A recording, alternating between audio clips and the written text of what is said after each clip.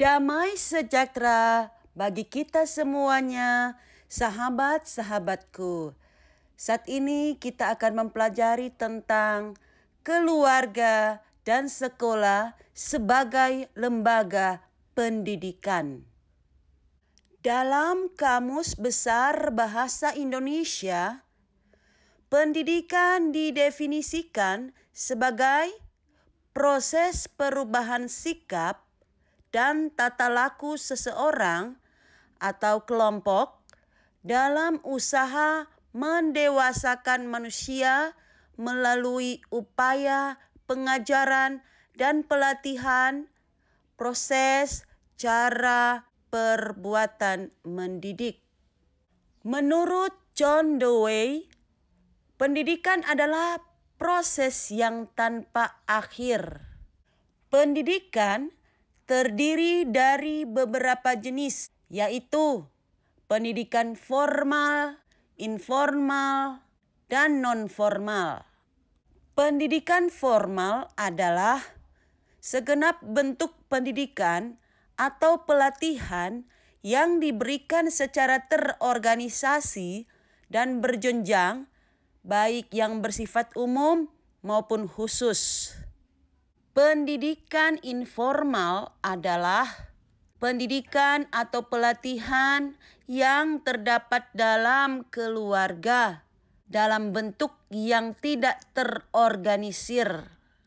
Pendidikan non-formal adalah jalur pendidikan di luar pendidikan formal yang dilaksanakan dalam masyarakat secara terstruktur dan berjenjang.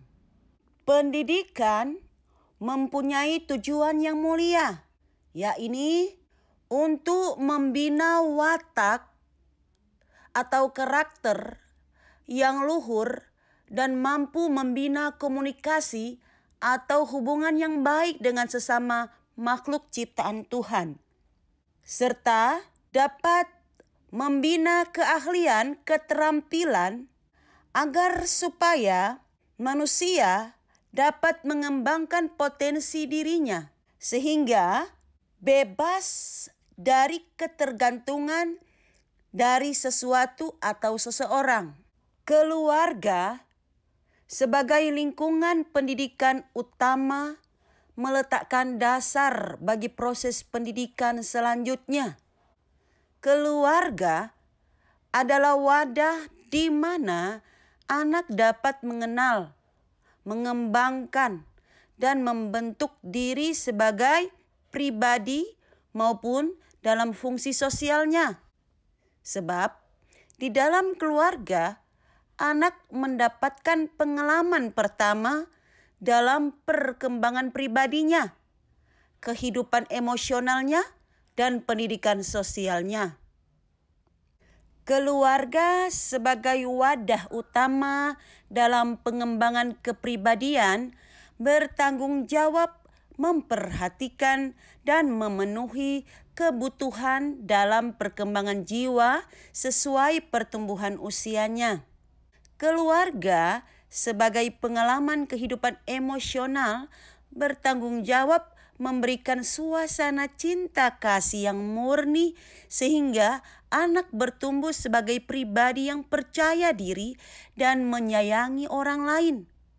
Keluarga sebagai pengalaman kehidupan sosial bertanggung jawab menerapkan cara hidup bersama, berbagi, menghormati orang yang lebih tua darinya, menghargai milik orang lain, dan saling menyayangi. Orang tua adalah orang pertama yang bertanggung jawab langsung terhadap pendidikan anak. Meskipun demikian, ada orang lain yang lebih ahli dalam bidang pendidikan dan ilmu pengetahuan, yaitu guru di sekolah. Sekolah adalah lembaga pendidikan formal yang diselenggarakan secara khusus. Sekolah sebagai wadah pendidikan dituntut untuk menghasilkan individu yang memiliki kemampuan secara intelektual dan keterampilan serta mempunyai watak yang luhur. Untuk itu, sekolah perlu merancang, menyusun program, dan mengelola semua proses pendidikan dengan baik. Sekolah terbagi berdasarkan jenjang usia anak, waktu yang lebih lama sesuai programnya, materi pendidikan yang bersifat akademis dan umum, mengutamakan kualitas pendidikan. Peran sekolah sebagai lembaga pendidikan adalah 1. Mendidik dan mengajar anak dengan ilmu pengetahuan yang bersifat akademis dan umum. 2. Ikut membentuk kepribadian anak agar menjadi pribadi yang dewasa dan mandiri. 3. Mengembangkan potensi manusia secara berencana, terarah, dan tersistematis. 4. Meneruskan, mempertahankan, dan mengembangkan kebudayaan suatu masyarakat. 5. Mengembangkan keahlian siswa untuk kemandiriannya menghadapi tantangan zaman dan kebutuhannya sendiri. 6. Membantu keluarga untuk mendidik dan memperhalus tingkah laku anak yang dibawa dari lingkungan keluarga. Keluarga terbentuk karena pernikahan antara seorang laki-laki dan seorang perempuan yang diteguhkan dalam berkat Tuhan Allah. Pasangan ini kemudian menjadi orang tua yang bertanggung jawab terhadap pendidikan setiap anak yang mereka lahirkan dalam rumah tangganya. Interaksi antara ayah atau suami, ibu atau istri, dan anak-anak mereka bukan hanya interaksi atau hubungan biasa dalam keluarga. Sebab hubungan tersebut menjadi proses belajar, pembinaan, bimbingan, pengembangan, dan pendidikan. Melalui interaksi dan hubungan dalam keluarga, anak belajar mengenal dirinya dan menempatkan dirinya dalam lingkungan sosial masyarakat yang ada di sekitarnya kelak. Sebagai pendidik dalam hubungan antar anggota keluarga, orang tua mempunyai tanggung jawab dan tugas sebagai 1. Teladan. Orang tua menjadi figur yang dicontoh anak. Peran orang tua sebagai teladan mewajibkan orang tua bertingkah laku benar sebab akan dijadikan ukuran bagi perilaku anak kelak. 2. Motivator. Orang tua menjadi pemberi semangat bagi anak. Orang tua memberi dukungan, dorongan bagi kemajuan dan perkembangan anak. Motivasi dapat diberikan dalam bentuk materi, sikap, dan tindakan. 3. Teman atau sahabat. Orang tua menjadi teman atau sahabat dalam berbagi untuk mendengarkan semua cerita anak, merasakan sukacita anak, bahkan menerima keluh kesah anak. 4. Inspirator. Orang tua menjadi figur yang membangun kesadaran anak agar menjadi pribadi yang lebih baik. Hal ini ditentukan oleh perilaku serta kesatuan dalam perkataan dan perbuatan. Jika orang tua melakukan tindakan yang baik dan terpuji, anak akan terinspirasi melakukannya untuk kehidupannya sendiri kelak. 5. Konselor. Orang tua menjadi pendengar dan pembimbing bagi anak. Idealnya, orang tua berfungsi sebagai penasihat dan pengarah. Orang tua menyediakan waktu untuk mendengarkan anak berbicara. Orang tua mengarahkan tanpa memaksakan kehendaknya. Berdasarkan arahan tersebut, anak dapat menentukan pilihan dan bertanggung jawab atasnya. 6. Pengawas. Orang tua mengingatkan apabila anak mengarah kepada hal-hal yang merugikan atau membahayakan diri anak. Menegur jika anak melakukan hal yang salah.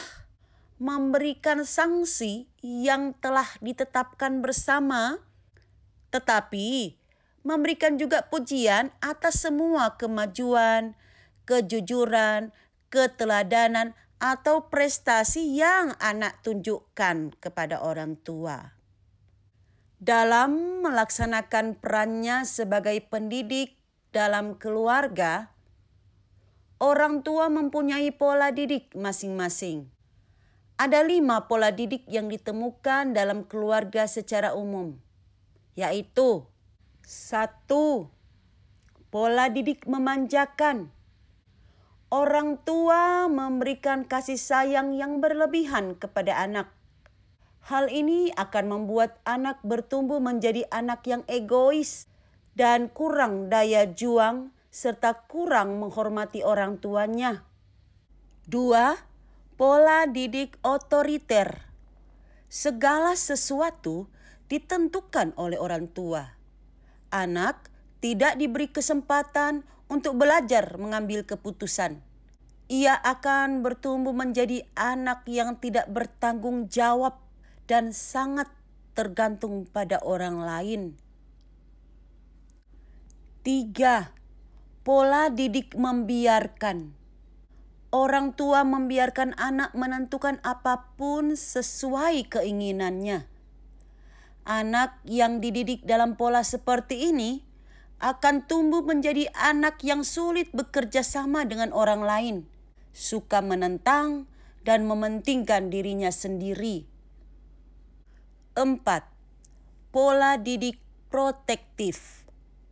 Orang tua mengawasi dan menjaga anaknya karena kekhawatiran yang berlebihan atau rasa takut yang tidak wajar. Anak tidak diberi kebebasan untuk melakukan kegiatannya secara mandiri. Hal ini akan membuat anak menjadi pribadi yang tidak mandiri, kurang inisiatif, dan tidak dapat mengembangkan potensinya dengan baik. 5. Pola didik otoritatif. Ini adalah pola didik yang wajar dan tepat untuk menolong perkembangan diri dan potensi anak. Orang tua memberi motivasi agar anak mengembangkan dirinya sehingga ia bertumbuh dan memiliki karakter yang kuat, penuh percaya diri, dan dapat menghargai kehidupan bersama orang lain. Keluarga dan sekolah merupakan 2 wadah yang tak terpisahkan dan harus bergandengan tangan melaksanakan pendidikan. Hubungan antara keluarga dan sekolah digambarkan sebagai berikut. Pertama, orang tua di rumah adalah pendidik pertama, tetapi guru di sekolah juga adalah pendidik utama di sekolah. Orang tua dan guru berada dalam suatu bidang singgung dalam pendidikan anak. Kedua, orang tua dan guru, keluarga dan sekolah bekerja sama mendidik anak dengan memperhatikan aspek apa saja yang diperlukan demi kemajuan anak. Orang tua mendukung program dan kegiatan sekolah melalui pengadaan sarana prasarana, pendanaan, tenaga, maupun dukungan moral. Sedangkan sekolah dalam hal ini, guru memperhatikan motivasi belajar dan perilaku anak. Hubungan keluarga dan sekolah dapat ditingkatkan dan dilaksanakan melalui kunjungan orang tua ke sekolah, kunjungan guru ke rumah, rapat orang tua dan guru, dokumentasi catatan kepribadian dan kemajuan belajar anak, dan lain-lainnya. Bila Yesus berada di tengah keluarga, bahagialah kita, bahagialah kita. Bila Yesus berkuasa di tengah keluarga, pasti kita bahagia, pasti kita bahagia.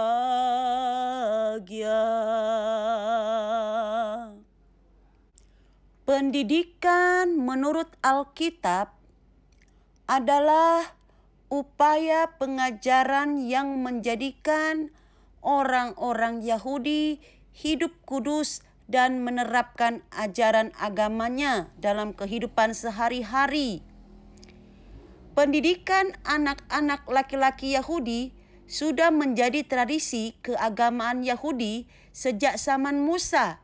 Ulangan 6 ayat 4-9. Dalam bahasa Ibrani menggunakan kata musar.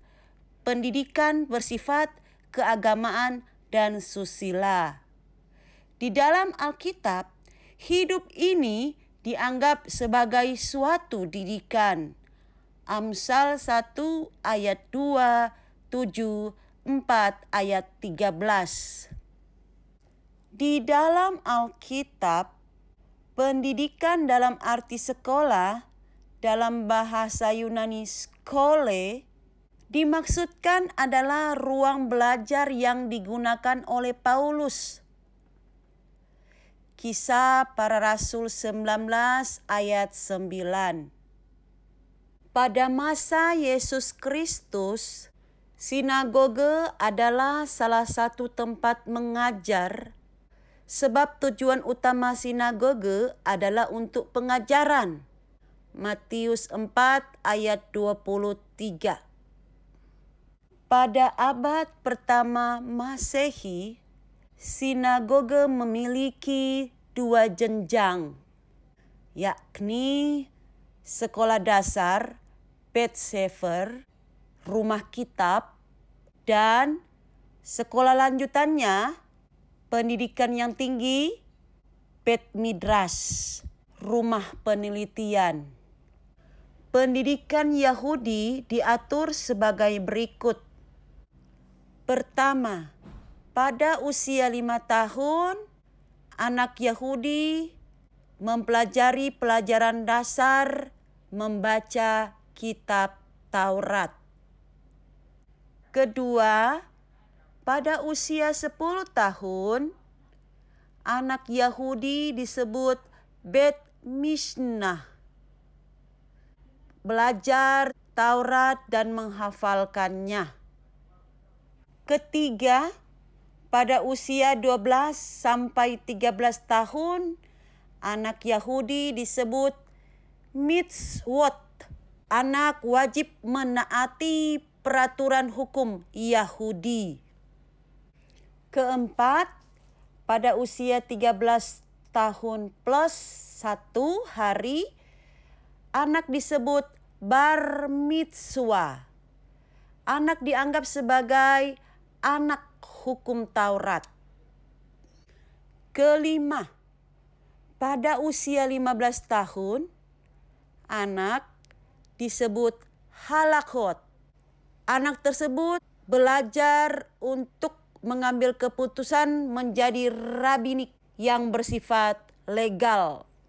Keenam, pada usia 18 tahun sudah diperbolehkan untuk menikah. Ketujuh, pada usia 20 tahun mempunyai pekerjaan. Kedelapan, pada usia 30 tahun memasuki masa dewasa penuh. Pendidikan di dalam Alkitab mengajarkan bahwa 1. Pendidikan itu setara dengan ibadah. 2. Moral dipandang sebagai ekspresi atau buah dari pendidikan. 3. Keluarga adalah awal dari pendidikan. 4.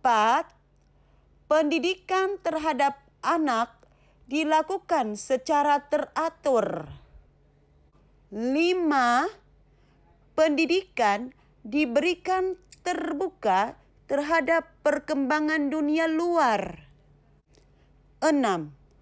Pendidikan adalah sarana bagi manusia untuk mengenal Allah yang disembah. Dalam tradisi Yahudi, pendidikan dan ibadah tidak dapat dipisahkan.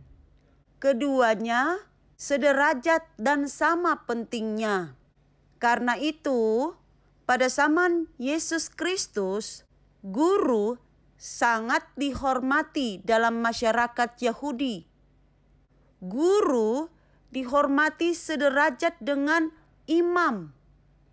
Musa menetapkan Taurat sebagai pengajaran yang paling utama dan mutlak yang harus diperdengarkan setiap saat. Ulangan 6 ayat 7. Setiap orang tua bertanggung jawab mengkomunikasikan iman mereka dari nenek moyangnya kepada semua keturunan berikutnya, kepada setiap generasi. Mazmur 78 ayat 3-7. Orang tua mengajarkan Taurat secara berulang-ulang, membicarakannya, membuat tanda atau simbol, atau menuliskannya. Ulangan 6 ayat 4-6. Fungsi keluarga sebagai wadah utama pendidikan agama berperan dalam pertumbuhan rohani anak.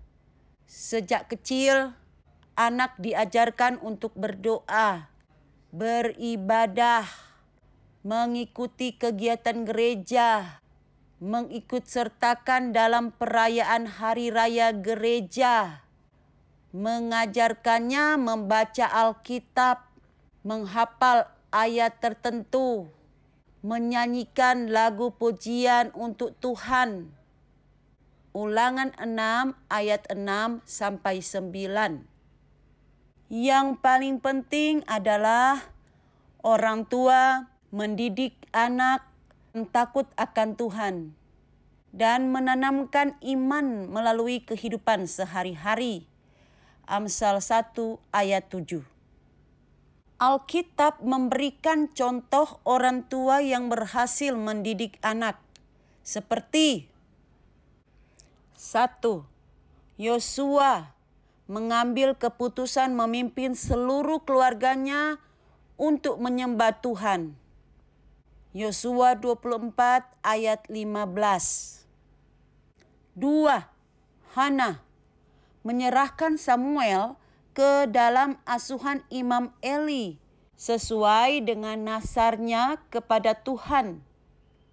Hana ingin agar anaknya bertumbuh dalam kehidupan rohani yang baik dengan Tuhan. 1 Samuel 1 ayat 20 sampai 28. 3. Maria dan Yusuf mendidik Yesus dalam tradisi dan hukum Yahudi. Memperkenalkan Taurat seperti kebanyakan yang dilakukan oleh setiap orang tua dalam tradisi Yahudi. Matius 12 ayat 46 sampai 50. 4. Naomi berhasil memberi teladan kepada Rut, menantunya, sehingga Rut menjadi bagian dari bangsa Israel dan termasuk dalam silsilah keturunan yang melahirkan Yesus. Rut 1 ayat 16 sampai 17, Matius 1 ayat 5. 5. Eunike, ibu yang membesarkan Timotius dalam iman kepada Yesus Kristus. 2 Timotius 1 ayat 5. Yesus yang termanis buat ibuku, buat ayahku, buat kakak adikku. Yesus yang termanis buat keluargaku, ku cinta selamanya.